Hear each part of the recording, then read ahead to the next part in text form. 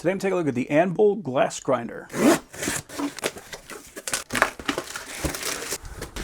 So it comes with a diamond grinder bit, and that is in addition to the bit that's already installed. Got an Allen wrench for the set screw, and we've got an extra fuse. So it looks like a simple operation. We've got our fuse right here, so if you ever need to change that out, just pop that out, replace the fuse, drop a new one in.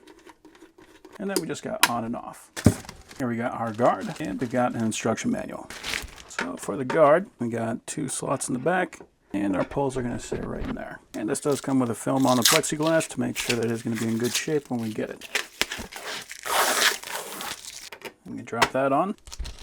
And we got a couple of washers and acorn nuts to secure it. And if you want to, you can tighten these down. You don't really have to.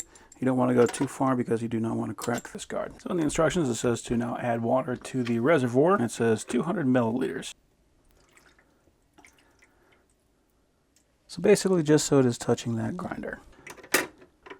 So now when we turn that on,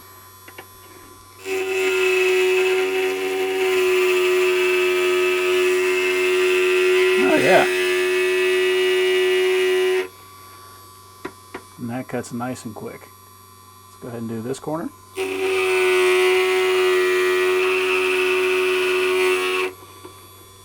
And that corner is gone.